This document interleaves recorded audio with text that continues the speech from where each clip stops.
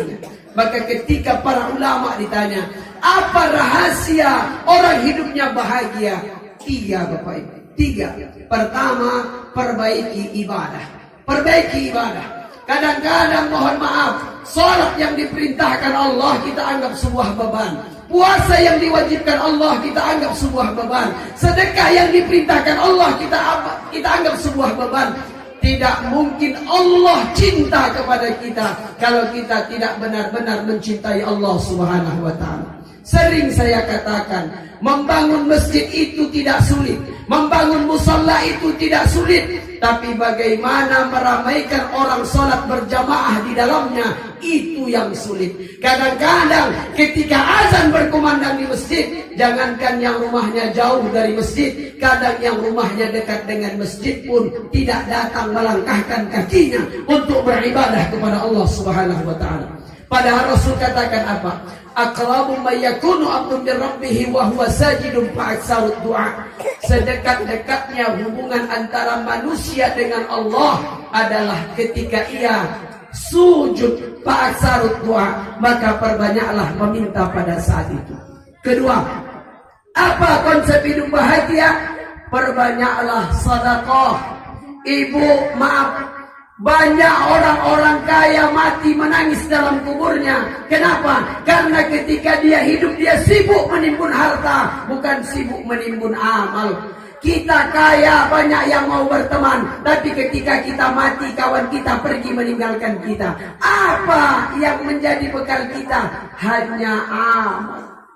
Maka Bapak Ibu, perbanyaklah sedekah agar hidup ini merasa bahagia.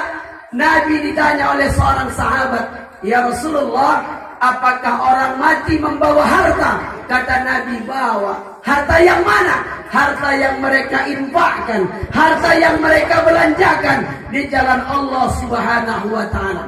Malam hari ini kami, kawan-kawan dari mimbar sedang berdagang, melakukan lelang, membayar lelangnya.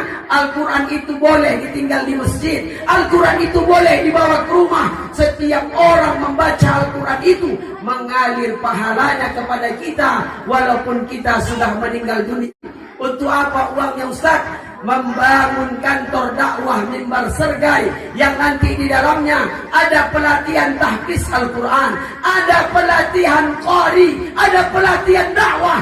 Banyak para alim akan lahir dari kantor itu, dan Bapak Ibu akan menjadi orang yang mendapatkan ganjaran pahala karena ada harta yang dititipkan untuk membangun gedung dakwah itu.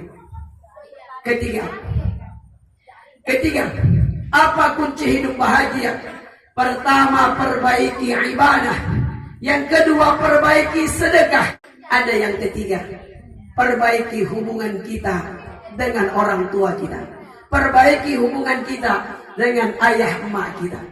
Bapak Ibu, sejenak saya kisahkan sebuah kisah yang luar biasa. Ada 4 tahun yang lalu, ada seorang anak kecil bernama Umar. Anak orang kaya raya. Tapi Umar jarang sekali ketemu ayahnya, karena ayahnya adalah seorang pebisnis yang kaya raya. Suatu hari dari sekolah Umar dikatakan, "Umar, undang orang tuamu untuk datang ke sekolah karena kita mau mengadakan pertunjukan di sekolah." Maka Umar berkata kepada ibunya, "Ibu, sekolah mengundang ayah di pentas seni karena setiap murid akan menunjukkan keahliannya." Lalu ibunya berkata kepada ayahnya, "Suamiku, Umar mendapat undangan dari sekolah.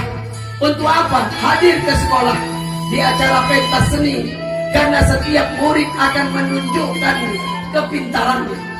Ayahnya berat untuk datang. Ayahnya berkata, "Engkau saja istriku yang datang.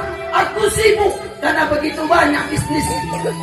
Istrinya berkata, "Datanglah suamiku, walaupun hanya sejenak. Kalau perlu kau duduk di belakang. Setelah Umar selesai menunjukkan kemampuannya, kau boleh pulang."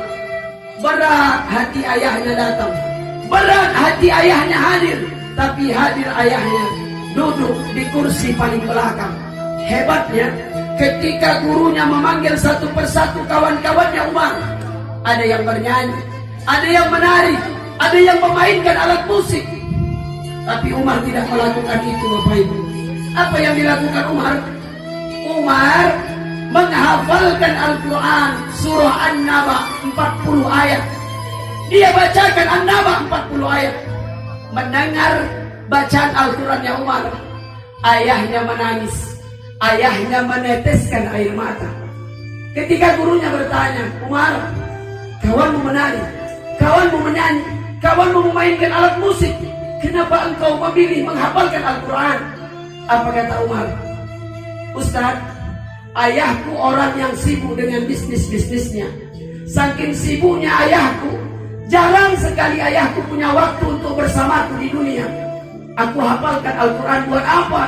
Aku nanti berkata kepada Allah, ya Allah, jadikan hafalan Quranku ini menjadi alasan, ya Allah, kau kumpulkan aku dengan ayah dan ibuku di dalam surga nanti, ya Allah, selama-lamanya. Maka bahagia saya melihat adik-adik tadi yang menghafalkan Al-Quran. Mungkin ayahnya tak datang malam hari ini, mungkin emaknya tak datang malam hari ini, tapi percayalah demi Allah, orang tua yang mendidik anaknya dengan menghafal Al-Quran, mendidik anaknya dengan membaca Al-Quran, bacaan nanti itulah yang menjadi salah satu syafaat, salah satu penolong orang tuanya untuk sampai kepada surga. Masya Allah.